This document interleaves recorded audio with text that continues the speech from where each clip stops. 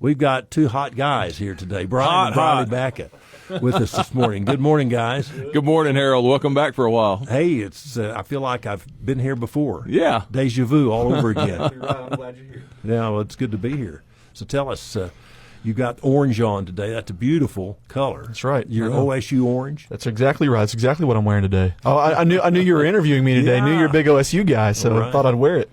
So it's got advanced financial strategies, right? That's there right. on the Got our front. logo on it. Exactly. Help remind me your company. Brian Bacca is here as well, a good friend of Mark Lance. You were talking Yeah, about man, that. I'll tell you what's devastating. Laura had texted me yesterday morning a little before 6 o'clock and sent me the news, and I just was just bewildered. You know, I don't even have words. But yeah, Mark's was one of my best friends, and really devastating. Did you play on the football team? I did not. I played up to my freshman year, and then I stuck with basketball. But Mark, you know, a lot of people don't realize this. Mark was actually the center on one of the very few 15-0 football teams that Clinton's ever had, and which, you know, being the center, he was always the first one to touch the football, and going 15-0, and that was an awesome year. Who was I remember the that. coach? Dave Meadows.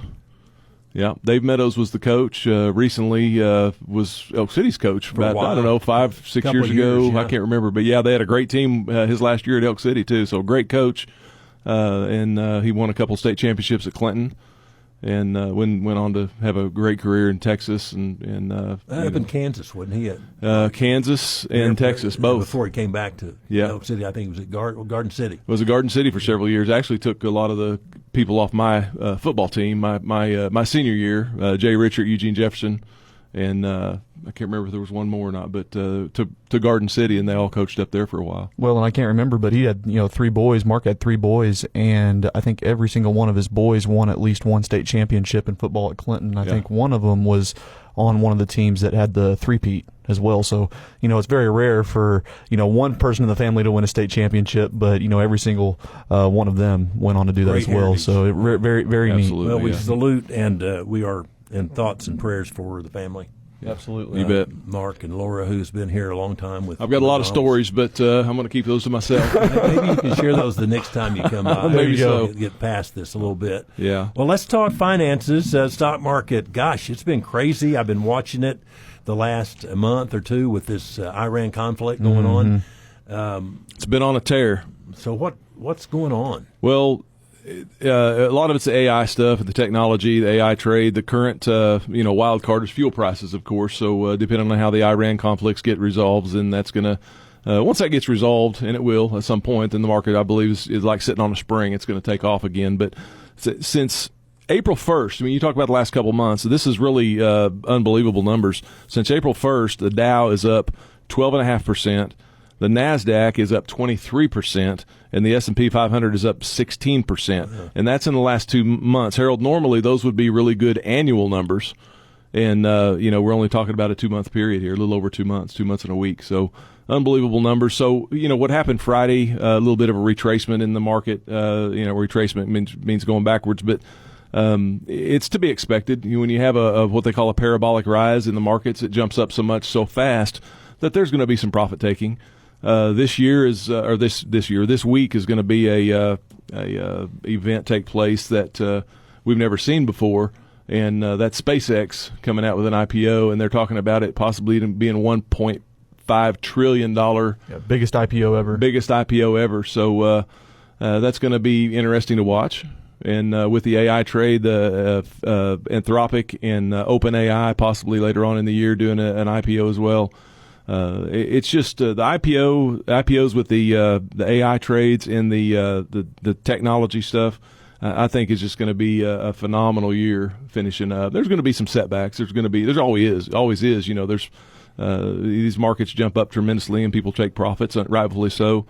Is it too late to get a piece of that IPO? It's probably not too late. It's incredibly difficult. We've had a few questions on how to get involved in that, and basically what it is, depending on like the brokerage or the firm you hold money with, whether that be say Charles Schwab, Morgan Stanley, Merrill Lynch.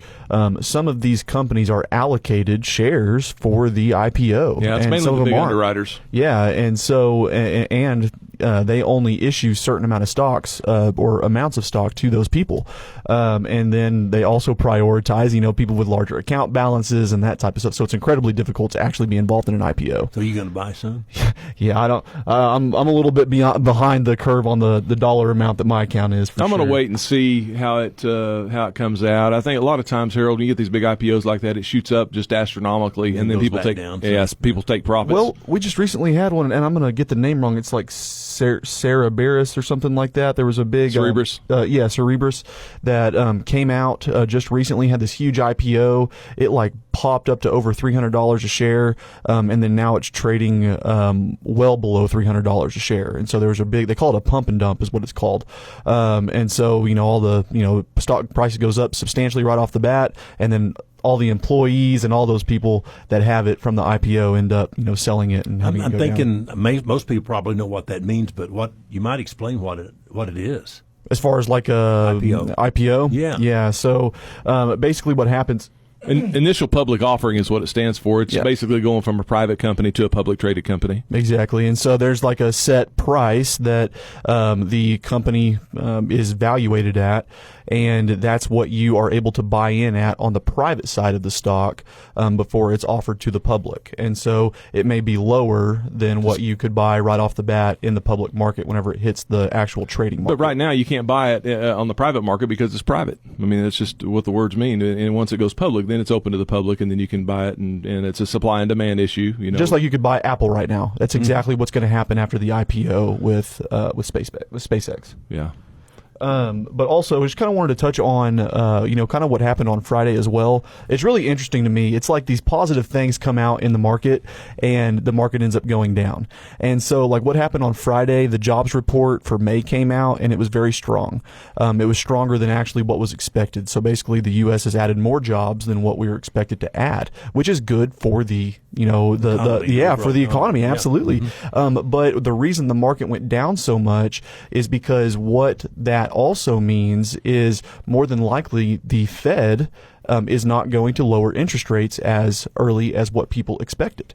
And so that means more than likely higher interest rates for a longer period of time than what were expected, which is bad for stocks. Which is bad for the market. And so, and also the stock market is a leading indicator. And so what that means is, that has not been priced in yet. And so now the market has priced in a higher interest rates. And if you go look at the futures market right now, more than likely, the sell-off is not going to continue today, or as far as it's not going to continue this morning, because the futures market is up substantially this morning. So it'll go back. Yo-yo effect. Yeah, exactly. Seems so like we're going to have a little bit of a bounce this morning. Extreme volatility. When markets move so fast like this, it just creates more volatility. We're going to take a quick break. Our guest on the program this morning from Advanced Financial Strategies, Brian and Briley Baca, on the Western Oklahoma Wake Up Show. Breaking news. President Donald Trump endorses conservative Mike Mazzei for governor. President Trump says Mazzei is a MAGA warrior, and that Mike Mazzei knows the America First policies required to grow our economy, create great jobs, cut taxes and regulations, promote Made in the USA, and unleash American energy dominance. Trump says Mike Mazzei will fight tirelessly to support our amazing farmers and ranchers, keep our borders safe and secure, stop migrant crime, ensure law and order, and defend our always under siege Second Amendment. President Trump gave conservative Mike Mazzei his complete and total endorsement. This is Mike Mazzei. I'm honored to be endorsed by President Trump. Like Trump, I won't compromise with the radical left. We'll fight back and win. Endorsed by President Donald Trump, conservative Republican Mike Mazzei for governor. Authorized and paid for by Mazzei for Governor 2026. If you're in the cattle business and you need to update your program, you don't want to miss Black Hereford Ranch's 25th annual Cream of the Crop female and bull sales Saturday, June 13th, 11 a.m. at the ranch near Crawford and on CCI.live. Selling will be 160 fall calving bred heifers, 100 early spring calving bred heifers, 25 pairs with AI calves, 70 AI bred young cows, and 50 20 to 27-month-old herd sire candidates that are ready to turn out. Most all breeds will be represented in volume. To request a catalog, go to blackherefordranch.com. Elk City is the place to be June 12th and June 13th at Ackley Park. The Elk City Chamber of Commerce presents the Oklahoma Route 66 Festival. On Friday from 5 p.m. to 10:30 p.m., check out Tyler Wilhelm with headliner Frankie Ballard. Open car cruise and a 7:30 p.m. museum photo op. Friday only, donate blood during the blood drive. Saturday, things open up at 9 o'clock and go till 4. Check out the cars, motorcycles, and trucks at the car show, Burnout, Midwest SPI audio contest, Rib Cook-Off Association barbecue cook-off, art show, and free museum entry. Vendors, food trucks, music, and inflatables both days. Bring the family and make some great memories in Elk City, June 12th and 13th. State Treasurer Todd Russ, he's one of us, standing up against powerful special interests and protecting Oklahoma's financial future for everyone. As your state treasurer, I've used my extensive banking and business experience to conservatively manage Oklahoma's money with transparency and accountability while improving the state's economy. I'm asking for your vote to keep delivering historic results that Oklahomans can bank on. Let's keep State Treasurer Todd Russ working for us. Authorized and paid for by Todd Russ for State Treasurer 2026. Looking for quality appliances and furniture? Kluver's Appliances and Home Furnishings in Clinton has got you covered. They now offer financing through 3 trusted banks: Synchrony, American First Finance, and Fortiva. No credit, low credit, no problem. They're here to help you get what you need. Visit them today and follow and like Kluver's Appliances and Home Furnishings on Facebook and Instagram for the latest updates and deals. Kluver's of Clinton. Prices you like and quality you deserve. Deer Creek Market and Variety in Hydro, the best in friendly small-town customer service, hosting everything from fresh hand-cut steaks, fresh ground beef made in-house, along with fresh fruits and vegetables, grown and made in Oklahoma nuts, candies, salsas, pickles, and more. And don't forget to check out the Variety side, full of unique made-in-Oklahoma gift items. And now, treat yourself to the brand-new ice cream and coffee parlor, your new go-to spot for a sweet scoop or a fresh brew. Shop Deer Creek Market and Variety in Hydro. 21 minutes after 7 o'clock, and good morning. If you're just tuning in and saying, well, who is this on the radio? It's Harold Wright filling in for Todd Bruner, I'm also filling in for Mark Lance. And so it's a sad day here at Wright Radio with the loss of a good friend and a broadcaster, Mark Lance. And so our thoughts and prayers going out to his family. Harold, I got to tell you guys helped him so much. I know he may not have told you this, but he was so glad to find this job and be back into the radio. I know he worked here several years ago, 30 years or whatever it was, as Mark Anthony on the radio, and then he came back, and it really gave him a renewed sense of purpose. He always told me he just loves the radio stuff that he does. Oh, he was great on the air, great voice. Yeah, well, that's what I was actually going to say that. So he was actually he would go home and produce his own music and that type of stuff, and he had an incredible singing voice. He did as well, and so he's got some music out there that you can actually go out there and listen to, on your big streaming stations as well. So very neat, but. We're talking with Brian and Briley Baca, Advanced Financial Strategies, this morning. What's the strategy right now? What are you telling your clients? Perfect. They're perfect segue, because this is something that we are actually this week we're going to send out. We've got a video system that we send out to our clients because we got literally several hundred clients. We can't call everybody individually in one day. So what we do is we have basically a broadcast video deal that we put out, and this is one thing we're going to talk about. Last year, this is one thing to think about. Last year, there were 43 record closes in the S&P 500. 43 in 1 year. That's 2025. This year, so far in 2026, there's 18 record closes. What do you mean by closes? When the market goes up, it closes at a certain level, which is higher than the previous close. Okay, gotcha. So it keeps setting records. But that's very positive. But the point is, it begs the question: is how much longer can the rally last? Well, the average rally lasts 5.3 years, and right now we are about 3.5 years into it. It's usually the average return on the average bear market is about 178%, which is substantial, and right now we're about 118%. So from that perspective, if that's the only dynamics you look at, then we are looking at tremendously more upside. But the other thing you got to be aware of, depending on where you're at in retirement or close to retirement, you have to be extremely careful, because there's really no sign of it slowing down. But the wild card is the Iran situation. It's just something you got to be careful of, and nobody ever loses money by taking profits. So this is what we're going to talk to our clients about: is if you have a tremendous amount of profits in your portfolio right now, maybe it's time to look at it and see about taking some of those profits if you're not properly allocated. Now, we'll tell you, when we start out with clients, several years ago, we make sure we're properly allocated from the start. If you are, what do you mean by that? If you're not over concentrated in the market, a lot of people will have, the same mentality as they get into retirement as they had through their growth phase and accumulating assets through their lifetime, and they try to stay in the market all the time. Well, as you get older, you need to reduce your exposure to the market somewhat as you get older. And the rule of thumb, Harold, is if you take 100 and subtract your age, for instance, you're 60. So if you took your age, Thank you.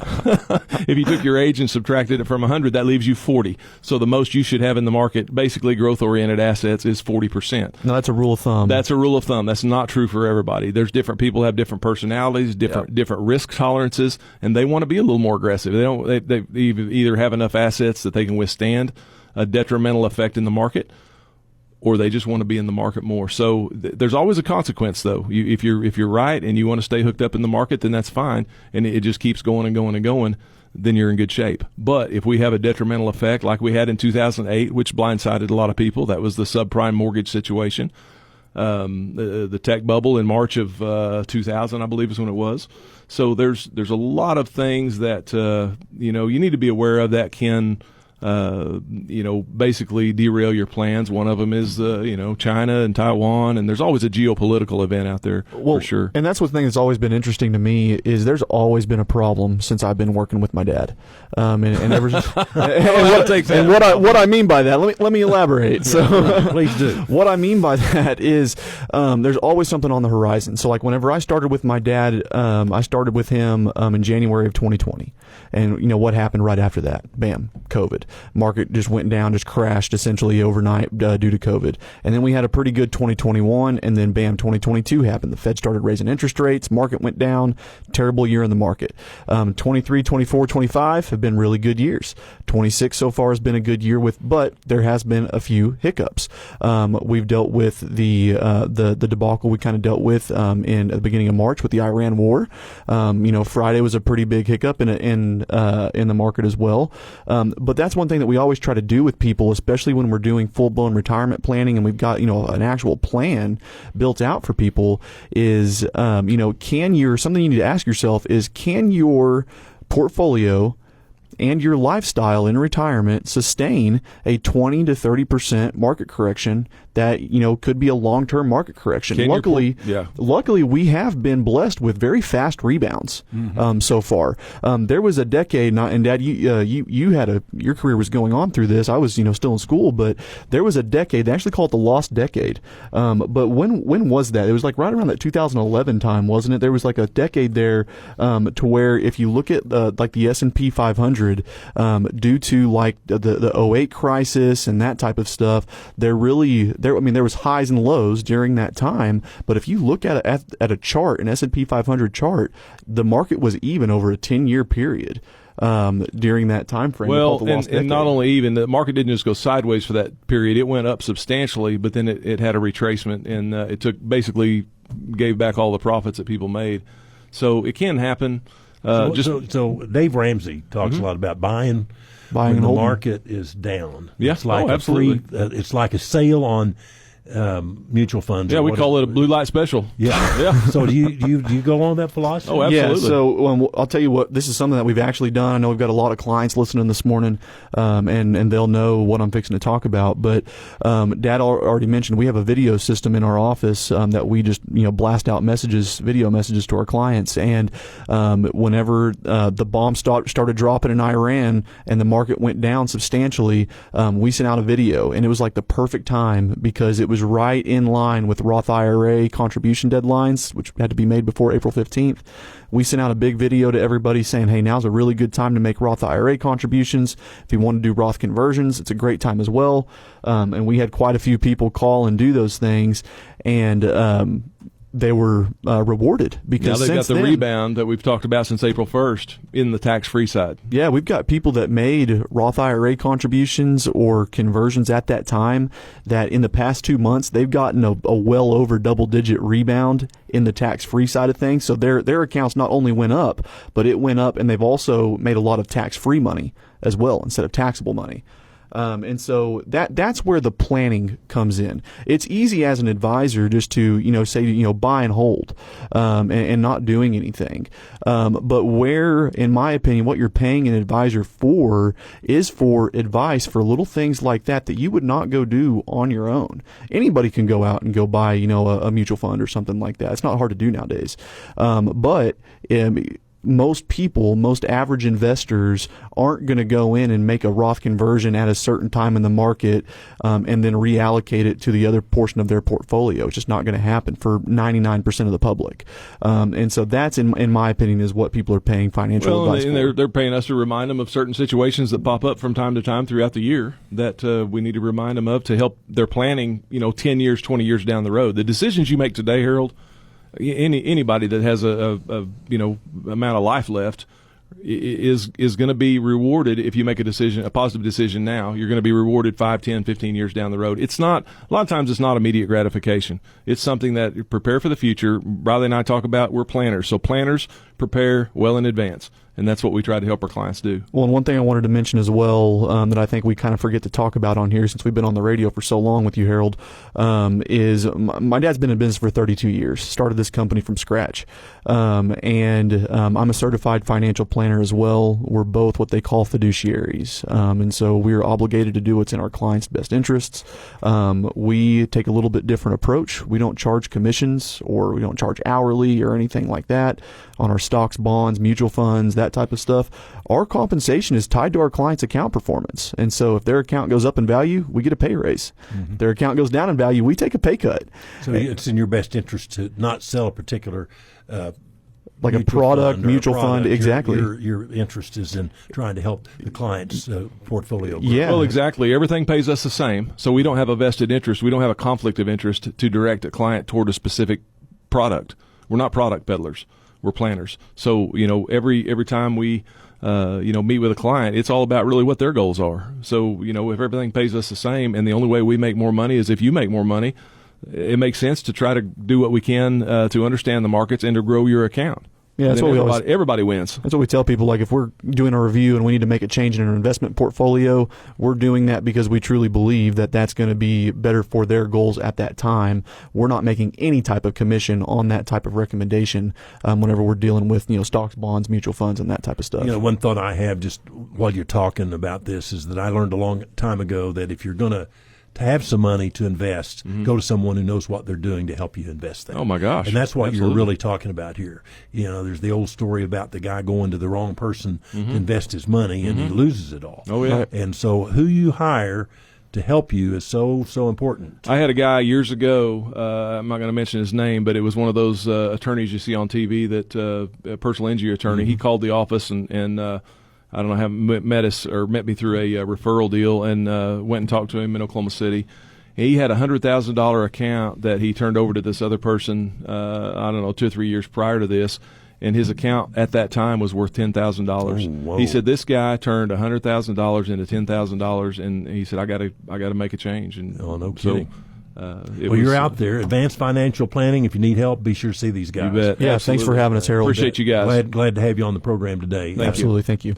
Brian and Briley Backa from Advanced Financial Strategies. You want to give our number? And Oh, yeah. Yeah, we can do that. Yeah. Phone number for our office is 323-6800. You can call the office. You'll talk to our office manager, Nikki.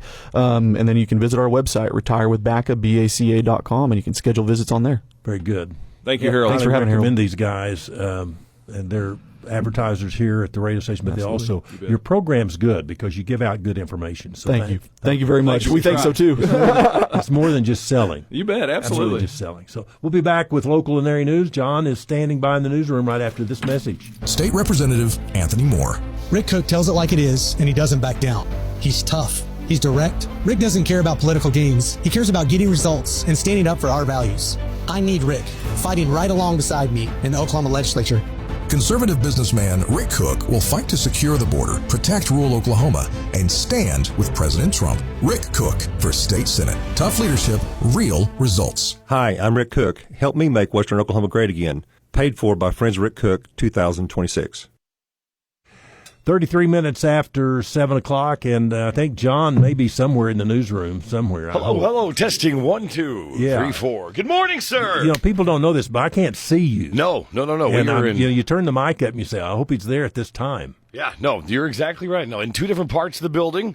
Welcome back. You're back from retirement? Back in the saddle again. Are you here because we have primaries 1 week from tomorrow? Yeah, I'm here this week to talk about that. And I need to see who in the heck am I supposed to be voting for? I'll talk to you about that privately. Okay, because there's a lot. But being in the legislature for a long time and being aware of a lot of what's going on, it's not the governor's race that people have questions about. It's some of these other races that people are asking me about, like corporation commissioner and labor commissioner. Those guys, people don't know those folks. Well, no, and even the lieutenant governor spots. I don't know a lot of these. You know what I mean? Mm-hmm. Like who, and then of course the superintendent of public instruction. We saw how big of a deal that can be. It is big. Because if you just don't pay attention, next thing you know, you've got a guy in there that can cause a lot of problems in Oklahoma education, and by golly, that needs some fixing. And so I don't know if this is, who's the person for that job. Anyway, there's a bunch of them. You need to take a close look at it because that's very important. And what's the commissioner of labor do? I have no idea. We have a labor department, and that person is head of the labor department. They deal. One thing that a lot of people don't know the labor department does is they take care of the rides at the amusement park. Really? They go out and certify the rides to make sure they're safe. Are they the ones that do the vending machines too, or is that different? They do elevators. Elevators? Yeah, they don't. I don't think they do vending machines. Okay. But they do elevators, so they inspect elevators, and then they have other programs. And then the corporation commissioner. Yeah, that's a big job. There are three of them, and they're actually like judges, and rate cases go before them, and it's a very important job. Okay. And then there's a Senate race for United States Senate. U.S. Senate. I'm just looking at my sample ballot in front of me. That's the only reason. I didn't even know I was voting for these things. Of course, we pay attention to the Oklahoma Senate race here as well. And we got that race right front and center here in West Oklahoma District 26. Yep. Knocking on doors. I've seen several different candidates coming by, and even at our Friday birthday bash, we were out there in downtown Weatherford, which it was awesome. There were hundreds and hundreds of people, and the ice cream contest was going on, and you saw, like I said, all the representatives were out there, and then I saw the bouncy houses. I was wondering if you were going to make an appearance on the Mechanical Bull Friday night. I saw it. I saw mostly kids on that. Yeah, it was a lot of kids. I didn't know if there was a weight limit or if there was a will, to try to see what happens. But did you didn't try? No, my daughters did, but I did not. Yeah. Same scenario. Things hurt a lot more the older you get. They do. I found no doubt about it. Anyways, I definitely want to talk. Are you with me all week? Yeah. I'll be here all week. We're not gonna dive into this. I do definitely want to just talk about the elections and try to understand. A little more. We attempted to handicap them earlier, but in the program, and so we'll talk more about that throughout the week. I'd like to get your point of view on that. Yeah, no doubt about it.